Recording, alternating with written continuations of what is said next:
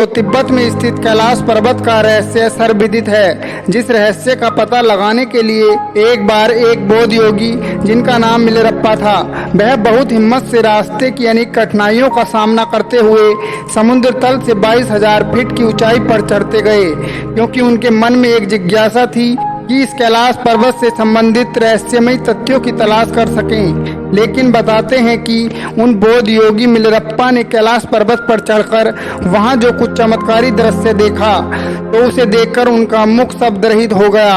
वे कैलाश पर्वत का वर्णन अपने शब्दों में नहीं कर पाए, क्योंकि वहां की अलौकिकता शब्दों से परे थी। यह वह देव स्थान है जो दिव्य, भव्य और दुर्लभ रहस्यों से भरा हुआ है, इसलिए इसके वर्णन को शब्दों में बांधा जाना संभव नहीं है, क्योंकि वहां देवों के देव महादेव स्वयं साक्षात विराजमान हैं। इसलिए वहां की अद्भुत विलक्षणता की व्याख्या कर पाना हर किसी के बस की बात नहीं है।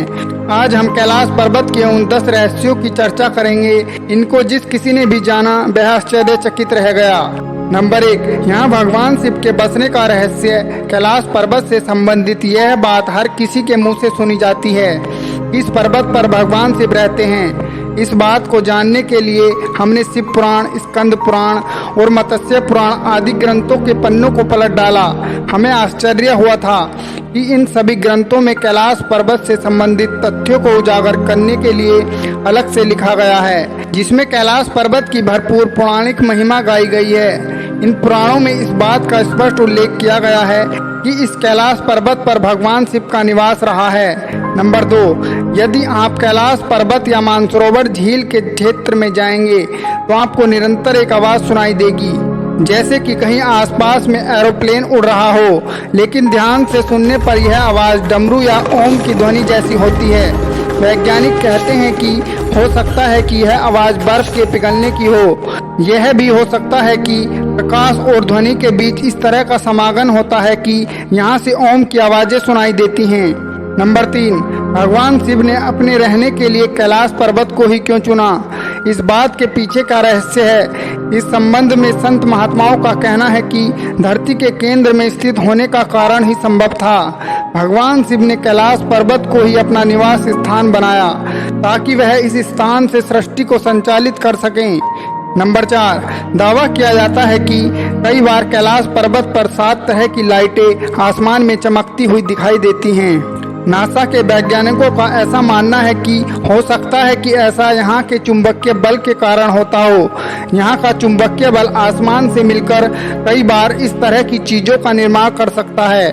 नंबर 5, हिमालय वासियों का कहना है कि हिमालय पर यति मानव रहता है।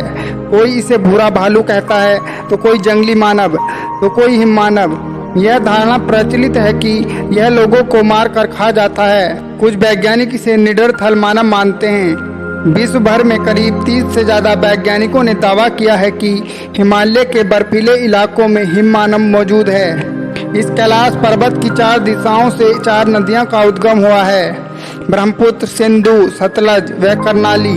इन नदियों से ही गंगा, सरस्वती सहित चीन की अन्य नदियां भी निकली हैं। कैलाश की चारों दिशाओं में विभिन्न जानवरों के मुख हैं, जिसमें से नदियों का उद्गम होता है। पूर्व में अश्व मुख है, पश्चिम में हाथी का मुख है, उत्तर में सिंह का मुख है, दक्षिण में मोर का मुख है। नंबर 6, कैलाश पर्वत एक विशालकाय पिरामिड है, जो 100 छोटे पिरामिडों का केंद्र है। कैलाश पर्वत की संरचना कंपास के 4 बिंदुओं के समान है और एकांत स्थान पर स्थित है, जहां कोई भी बड़ा पर्वत नहीं है।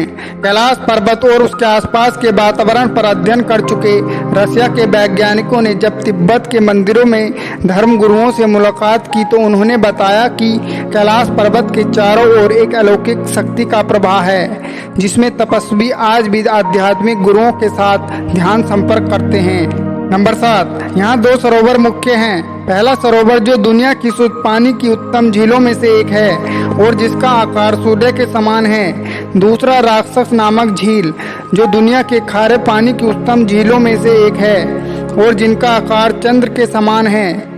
ये दोनों झीलें सौर और चंद्र बल को प्रदर्शित करती हैं। इनका संबंध सकारात्मक और नकारात्मक ऊर्जा से है। जब दक्षिण से देखते हैं तो एक स्वास्तिक चिन्ह वास्तव में देखा जा सकता है। यह अभी तक रहस्य है कि ये झीलें प्राकृतिक तौर पर निर्मित हुई या ऐसा इन्हें बनाया गया। नंबर 8, यह एक ऐसा भी केंद्र है जिसे एक्सिस मुंडी कहा जाता है। एक्सिस मुंडी अर्थात दुनिया की नाभि या आकाशीय ध्रुव और भौगोलिक ध्रुव का केंद्र। यह आकाश और पृथ्वी के बीच संबंध का एक बिंदु है जहां 10 दिशाएं मिल जाती हैं। रशिया के वैज्ञानिकों के अनुसार एक्सिस मुंडी वह स्थान है जहां अलौकिक शक्ति का प्रवाह होता है और आप उन शक्तियों के साथ संपर्क कर सकते हैं। नंबर 9, कैलाश पर्वत की ऊंचाई लगभग 6600 मीटर है, जो कि दुनिया के सबसे ऊंचे पर्वत माउंट एवरेस्ट से कम है।